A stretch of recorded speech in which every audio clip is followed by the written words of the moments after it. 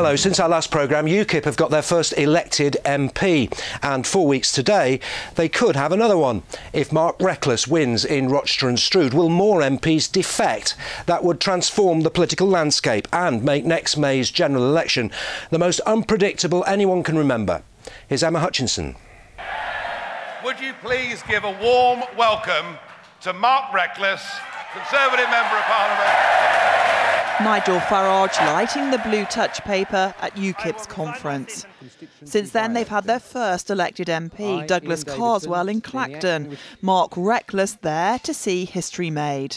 Rochester's a tougher fight for UKIP, and the Tories, who more or less gave up on Clacton, are scrapping for every vote. There's so much at stake. Local Tories have branded Mr Reckless a traitor and a liar. He'd always denied he'd defect, including on this programme. There's rumour that there are a few Tory MPs around ready to defect to UKIP. What do you know about that? Nothing at all. You're not one of them? No. David Cameron, who's planning an unprecedented 5 visits here, knows that if UKIP win, other disgruntled backbenchers might defect. If UKIP can win in Rochester and Strood, they can win just about anywhere. Well, with us now is Baroness Angela Smith, the former Labour MP for Basildon, Damian Green, the Conservative MP for Ashford, Janice Atkinson, UKIP MEP for the South East, and also a man who knows a thing or two about winning by-elections, Mike Thornton, who became the Lib Dem MP for Eastleigh at the by-election there at the start of last year. So come on, Mike Thornton, what's the secret of winning a by-election? Working very hard indeed, and making sure that you don't take anyone for granted. And you were given the scare of your life by UKIP, weren't you? Who came well, second that's the scare of my Eastleigh. life, perhaps the scare of the Liberal Democrats' life. You know, this was a few years ago. I'd never have dreamt I'd been standing for as an MP. But yes, it was very, very interesting. It was a fascinating experience, and I think we learnt a lot locally about the importance of listening to people, about the importance of taking care to make sure that you did care about what they said, even if you didn't agree with them. I think some of the times people are happy for you to disagree as long as you show they're taking them seriously and not just dismiss them because, oh, I don't agree with you. So that's really important. And Janice Atkinson, the UKIP strategy is if you like, to copy what the Lib Dems have done over the last few decades in terms of targeting seats, fighting by-elections, in many ways to ape their strategy, isn't it? Yeah, absolutely. So you get in at the grassroots level at parish council, borough council.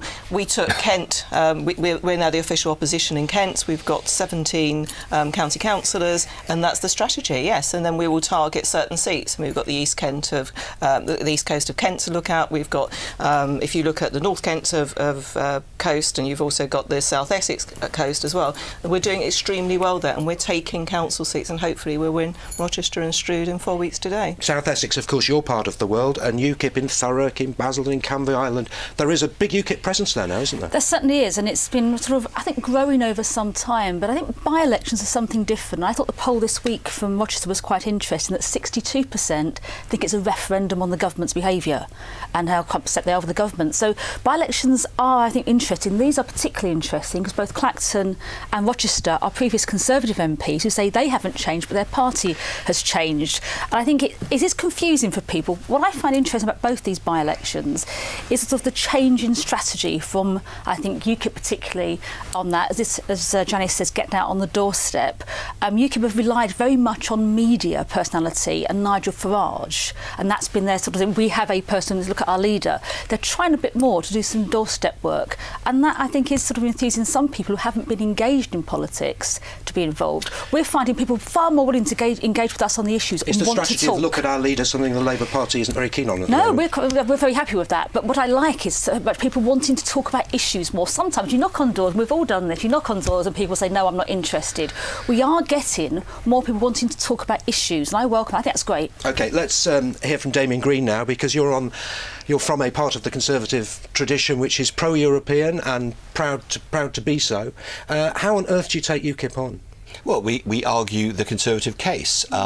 Newark was an interesting example. I mean, I agree with by-elections are different, and each by-election is different from every other by-election, of course, as well. Clacton and Rochester are very different places, and the response on the doorstep in each, I've been to Rochester, I was in Clacton as well, is different. But what we did in Newark was pick a good candidate, concentrate on issues, as Angela says, and make sure that people realise they were electing an MP who was involved with and would continue to be involved with local issues. And for all the national furore about big issues, actually, in a by-election, a lot of people will care about the local candidates. Why we've given everyone the chance to select the Conservative candidate with a postal ballot. But it's interesting, isn't it? The first opinion poll in the Mail on Sunday a couple of weeks ago had UKIP with a 9% lead. Today in the Daily Express we see a 13% lead. So far from the gap narrowing, if you believe the opinion polls, the gap's widening. Well, 9 in 13 is sort of margin of error on these kinds of polls, so that doesn't tell us anything new. And what we all know... Well, you wouldn't be saying that if it had gone from 9 to 5 or something, would you? Well, about 3% on a 1,000 survey is about the margin of error, so 9 to 13 is close to the margin of error. Anyway, I think the point is that by-elections are even more volatile than general elections, and I think you will see a lot of swings and roundabouts between now and November the 20th. It's being portrayed this as a battle between Conservative and UKIP, but isn't this precisely the sort of seat that the official opposition should be winning 6 months before a general election? Oh, and we would love to win, but I think it is difficult in by-elections like this, particularly. I think these are two, Clacton and Rochester, very unusual by-elections. Well, this is really a battle between the Conservatives and UKIP. You've got Conservative MPs... Where are Labour? Why aren't Labour fighting let me finish. Conservative MPs leaving their party and join another party when their party's in government. Now that is a pretty unusual situation, so it tends to polarise. Well, this used to be a Labour seat. Wait and see, actually. I think you'll find the Labour vote, we are being squeezed a bit, it'll be pretty much the same as it was at the last general election. I suspect at the next general election you'll see the Labour vote increase again.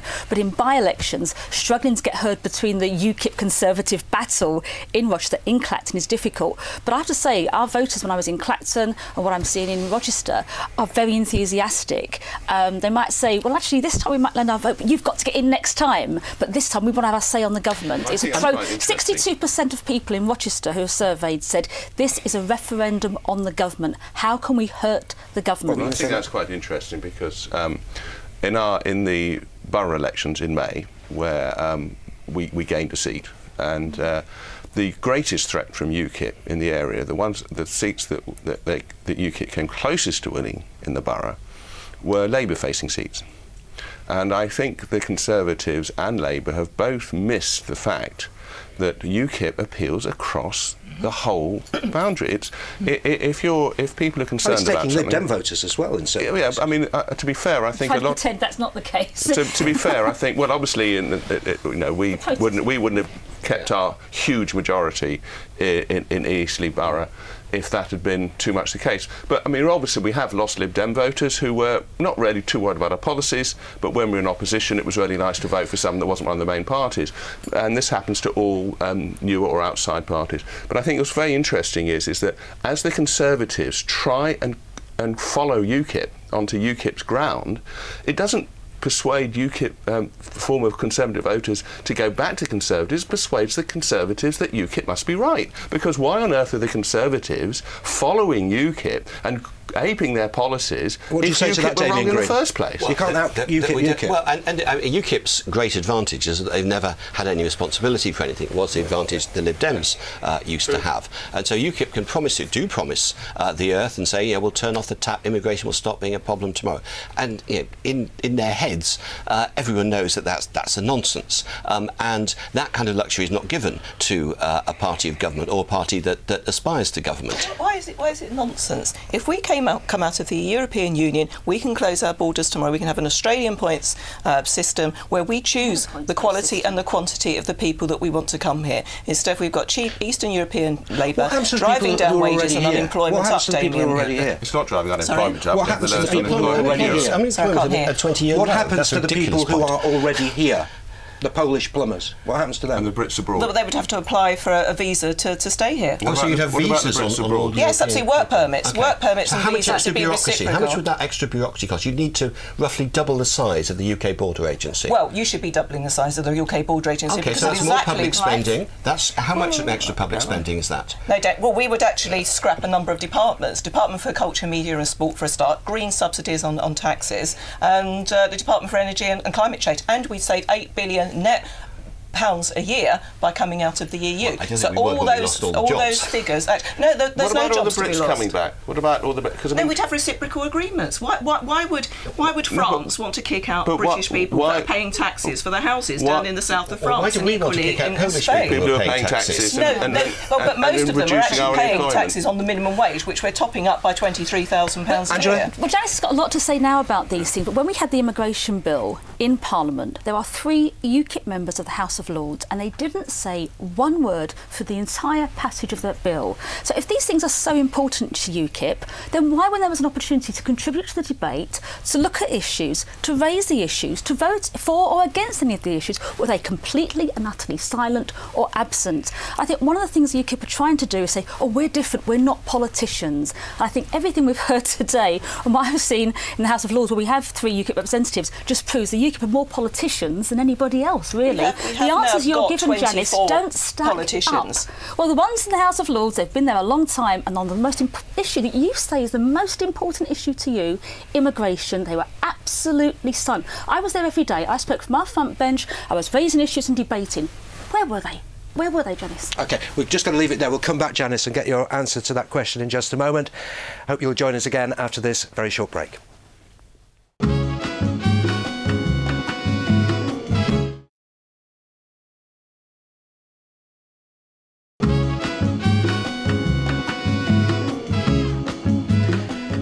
Welcome back. Before we were so rudely interrupted, Angela Smith was just having a bit of a go at UKIP, saying that in the House of Lords they can't even be bothered to debate these important matters like immigration. Well, I think that everybody knows exactly where we stand on immigration. Oh, right, OK, fair enough. Tell me about, there's another interesting opinion poll this week which said the interesting thing is, as UKIP's rise has gone on, the support for Britain's membership of the EU has also gone up, and it's now 50 or 60% or something. I think it's probably a rogue poll. If you look at the polls consistently, it showed it was neck and neck, actually, and if we did have an election tomorrow and we had a referendum on coming out of Europe, it would be very, very finely tuned. OK.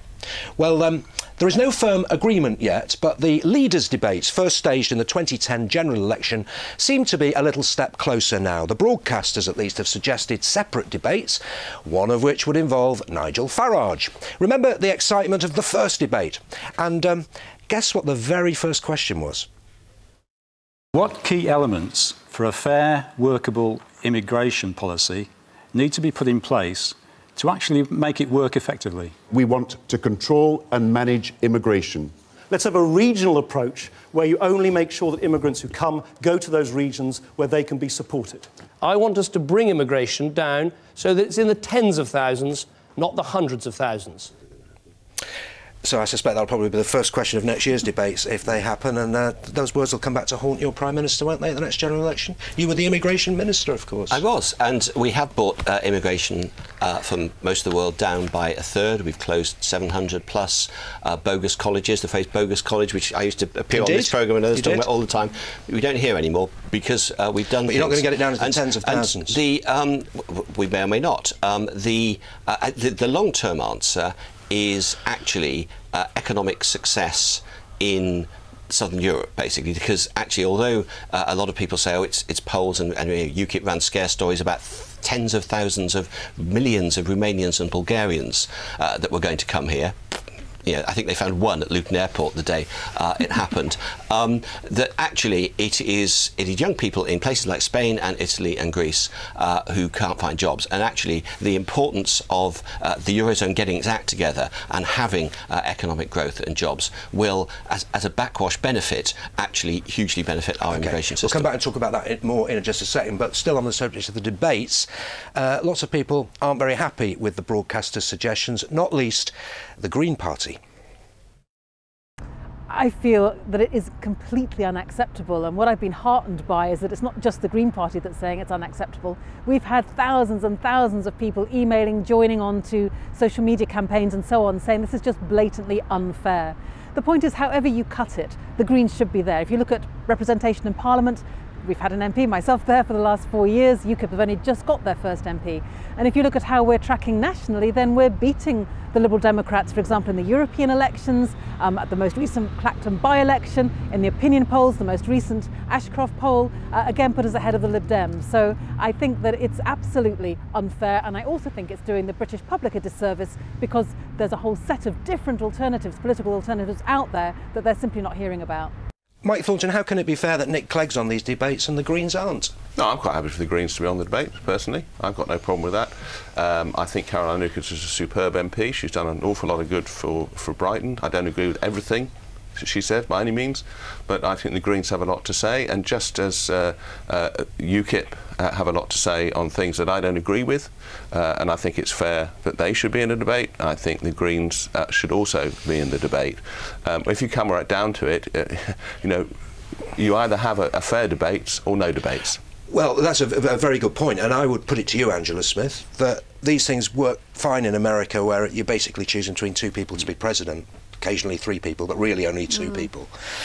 In a 3, 4, 5 party system, whatever we're in at the moment, can it work? Well, it's interesting, isn't it? Because the American debates, the people watching can vote for the people they're watching in the debates. And I think that's the difference. And we've got this like almost quasi-presidential system. You know, I'm relatively relaxed about it. I remember how desperate David Cameron was for debates at the last election, how reluctant he is now to have debates.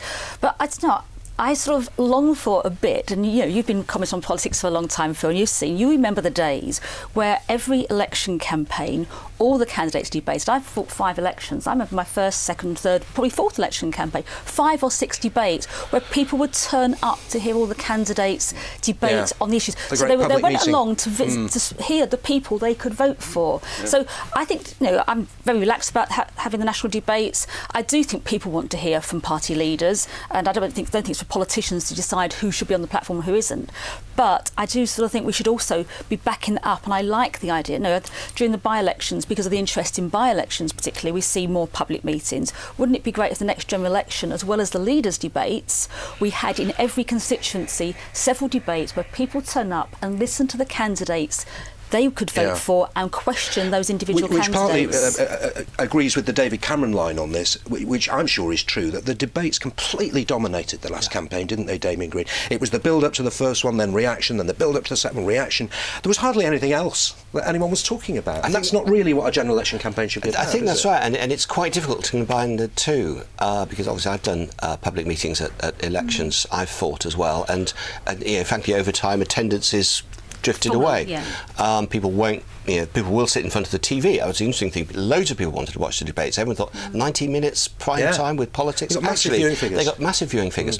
And the other thing is that actually they didn't seem to affect the election very much. They completely dominated the election campaign. The opinion polls hardly moved at all in the whole campaign, even with the Clegg-mania. Before Clegg-mania, the Lib Dems won 23%. In the election, they got 23%. So actually, it sucked the life, in some ways, out of the election campaign on the ground, and actually didn't seem to change very much. Who'd have thought it? Nigel Farage in a prime ministerial leaders debate, eh, Janice? It has to happen because, you know, we topped the poll. We came first in the European elections. Are you happy just to be in one of them? Am I happy to be one of them? To be just in one debate, or do you think you should be in all of them? Oh no, he has to be in all 3 of them, because there were 3 issues that were discussed, and if we're only in one debate, then we're excluded from the other debates as well. Nigel took on Nick Clegg, and that showed the great debater he is, and I guess that David Cameron actually really does not want to go up against Nigel Farage. Now, again, I agree with Angela. I mean, we held UKIP. Nick Clegg was quite relaxed about it, and he came off badly, didn't he? Well, that's the matter for Nick Clegg, really. He came off very badly, but I want to go back to the public debates. In fact, it was us during the Euro elections that instigated this. So I was out 4 or 5 nights a week on hustings. We actually took back the public back to town hall debates that we used to have in the 60s and 70s, and on cold, windy, wet nights. In the 60s and 70s. I don't think you can say you instigated them. It hasn't happened in the past 20 years. Those debates haven't. It has. But what's been the problem is that the attendance Conservatives and Labour were not holding those town hall debates. It was up to us to actually set them up. We set them up, and I had regularly 70 to 150 people attending on a Monday night, Tuesday night, Wednesday night. Every general election I've stood in, your opposition didn't come. Not one Labour opposition member member came Janice, up. during my by-election, we had 4 hustings. The Lib Dems did. No, but I'm not talking about hustings. I'm talking about town hall debate meetings. Well, it's the same thing. Regularly, That's what it is. It's the same thing. We had, none of you did it. None of you did it. Or East Sussex. The public were invited. In the general election, the public were invited. We had 2 that were televised. During the Euros, you didn't. Well, where were the Lib Dems during the Euros in Kent and East Sussex? Probably the same place your UKIP peers were during the immigration Okay, debates. we've only got a couple of minutes left. 6 months to go now to the general election. Who's going to win it? Angela Smith? Oh, I want to see a Labour government at the end of it. I know you do want to see a Labour government. Well, the only caution I have is I think you should never predict election results. And you've asked me this, I think, for the last 2 or 3 elections I've refused to predict. I think the country wants significant change. I think the Labour government benefits this country. Most people I'm talking to, and I was out on Saturday in Pitsea in my former constituency, and people were saying, yes, we want a Labour government. Can you do it? And I think we've got to prove to people that our policies will make a difference, that we can do it. And I think there's what I think is the uncertainty at the moment. There's more parties sharing the vote. There's also a very good chance because of the way the seats are arranged. There is a very real possibility of a Labour majority in the House of Commons, and but the Conservatives getting many more votes than them. Is that going to be acceptable in this day and age? I really don't know, Phil. I think it is very difficult to predict. I was talking to MPs this week, and I was with others. I think most people you speak to in politics are less able to predict this election, even in individual constituencies, than any other. Now, I think Labour is going to be the largest party after the next election. I think that, I'm quite confident about that. I'm quite confident Ed Miliband can be Prime Minister. But what I'm not clear about is how it's going to work out in terms of the numbers of other parties, whether the response of UKIP will be in some areas to take enough votes to stop somebody winning, not win themselves, and create a slightly odd situation. So as we've moved further and further away from sort of just Labour Conservative contest in many constituencies, I think it creates a greater uncertainty. Briefly, Damian, is this the most unpredictable election you've known? It is quite. It's more uncertain for all the obvious reasons that we've rehearsed. But I do think that when you have a Prime Minister whose leadership ratings are much higher than the only other person who might be Prime Minister, Ed Miliband, also for obvious reasons, and that you've seen, particularly in jobs, the economic recovery that this government has presided over, that we're in a very good position with 6 months to go. And Mike Thornton, Lib Dems languish in the polls, but you're strong in the areas where you're strong. We're strong, yeah. So you reckon you can hang on? I mean, we demonstrate locally that we do a good job, and people who don't vote for us say that. I think it's going to be an extraordinary election because, of course, there's the SNP factor in Scotland is going to quite likely reduce the number of Labour MPs coming from Scotland. The UKIP vote is going to split vote. It's going to totally unpredictable. One thing I think it might do, just very, very quickly, is the good thing about all this is that it may well drive up the number of people who vote. OK, final word to you, Janice. How many seats will UKIP get in the general election? I don't know. It's all for the taking. We're the official opposition in the north, we're the official opposition in the south gets Tories, and we're taking a third of our vote comes from Labour, a fifth of our vote comes from people that haven't voted before, so I think we'll hold the balance of power, hopefully. OK. That's it. And polling in Rochester is 4 weeks today. Thanks for joining us.